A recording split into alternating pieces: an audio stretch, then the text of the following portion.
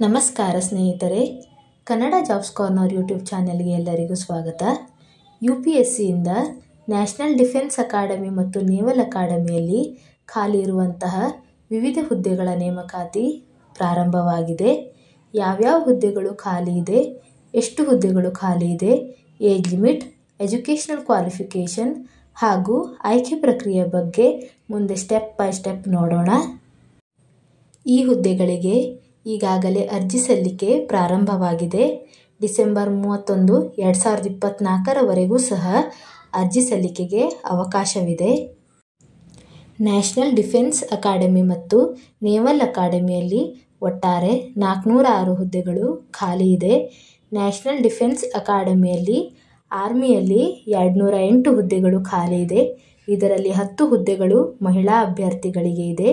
ನೇವಿಯಲ್ಲಿ 42 ಹುದ್ದೆಗಳು ಖಾಲಿ ಇದೆ. ಇದರಲ್ಲಿ 6 ಹುದ್ದೆಗಳು ಮಹಿಳಾ ಅಭ್ಯರ್ಥಿಗಳಿಗೆ ಇದೆ. ಹಾಗೂ ಏರ್ಫೋರ್ಸ್ನಲ್ಲಿ ಫ್ಲೈಯಿಂಗ್ನಲ್ಲಿ 92 ಹುದ್ದೆಗಳು ಖಾಲಿ ಇದೆ. ಇದರಲ್ಲಿ 2 ಹುದ್ದೆಗಳು ಮಹಿಳಾ ಅಭ್ಯರ್ಥಿಗಳಿಗೆ ಇದೆ.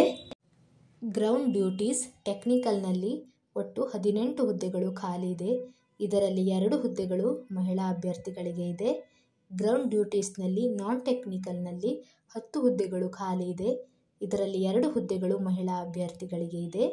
ಹಾಗೂ ನೇವಲ್ ಅಕಾಡೆಮಿಯಲ್ಲಿ ಟೋಟಲ್ 36 ಹುದ್ದೆಗಳು ಖಾಲಿ ಇದೆ. ಇದರಲ್ಲಿ 5 ಹುದ್ದೆಗಳು ಮಹಿಳಾ ಅಭ್ಯರ್ಥಿಗಳಿಗೆ ಇದೆ. ಈ ಹುದ್ದೆಗಳಿಗೆ ಏಜ್ ಲಿಮಿಟ್, ಎಜುಕೇಷನಲ್ ಕ್ವಾಲಿಫಿಕೇಷನ್ ಹಾಗೂ ಆಯ್ಕೆ ವಿಧಾನ ಹೇಗಿರುತ್ತೆ ಅನ್ನೋದನ್ನು ಮುಂದೆ ನೋಡೋಣ.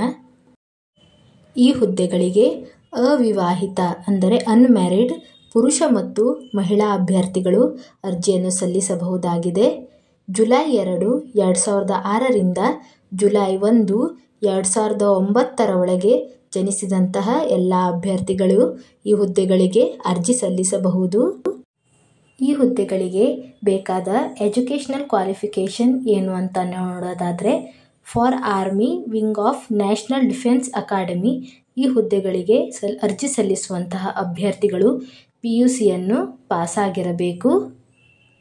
ಹಾಗೂ ಎರಡನೆಯದಾಗಿ for air force and naval wing of national defence academy and for the 10+2 cadet entry scheme at the Indian naval academy ಈ ಹುದ್ದೆಗಳಿಗೆ ಅರ್ಜಿ ಸಲ್ಲಿಸುವಂತಹ ಅಭ್ಯರ್ಥಿಗಳು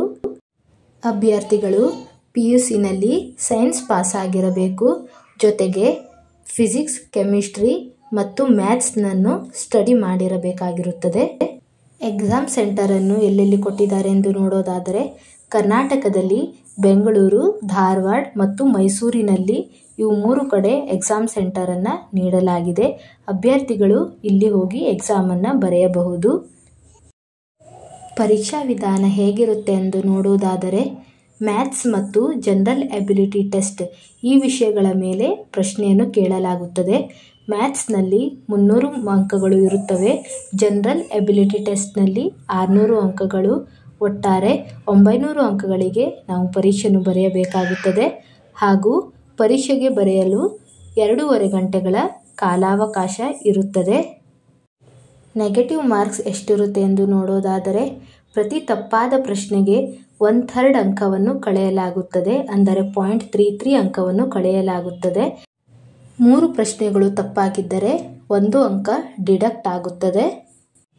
ಈ ಹುದ್ದೆಗಳಿಗೆ ಬೇಕಾದಂತಹ ಹೈಟ್ ಮತ್ತು ವೇಟನ್ನು ಸಹ ನೀಡಲಾಗಿದೆ. ಆರ್ಮಿ, ನೇವಿ ಹಾಗೂ ಏರ್ಫೋರ್ಸ್ ಈ 3 ಹುದ್ದೆಗಳಲ್ಲೂ ಬೇಕಾದಂತಹ ಹೈಟ್, ವೇಟ್ ಅವರ ಏಜಿಗೆ ತಕ್ಕಂತೆ ನೋಟಿಫಿಕೇಷನ್ನಲ್ಲಿ ನೀಡಲಾಗಿದೆ. ಒಂದು ಬಾರಿ ಅವೆಲ್ಲವನ್ನು ಪರೀಕ್ಷಿಸಿ. ಈ ಹುದ್ದೆಗಳಿಗೆ ಸಂಬಂಧಪಟ್ಟಂತೆ ಏನಾದರೂ ಡೌಟ್ಸ್ ಇದ್ದರೆ ಕಮೆಂಟ್ ಬಾಕ್ಸಿನಲ್ಲಿ ಕಮೆಂಟ್ ಮಾಡಿ. ನಮ್ಮ ಚಾನೆಲನ್ನು ಇನ್ನೂ ಯಾರು ಸಬ್ಸ್ಕ್ರೈಬ್ ಮಾಡಿಲ್ಲ ಅಂದರೆ ಸಬ್ಸ್ಕ್ರೈಬ್ ಮಾಡಿ, ಲೈಕ್ ಮಾಡಿ, ಶೇರ್ ಮಾಡಿ ಹಾಗೂ ಪಕ್ಕದಲ್ಲೇ ಇರುವ ಬೆಲ್ ಬಟನನ್ನು ಕ್ಲಿಕ್ ಮಾಡಿರಿ.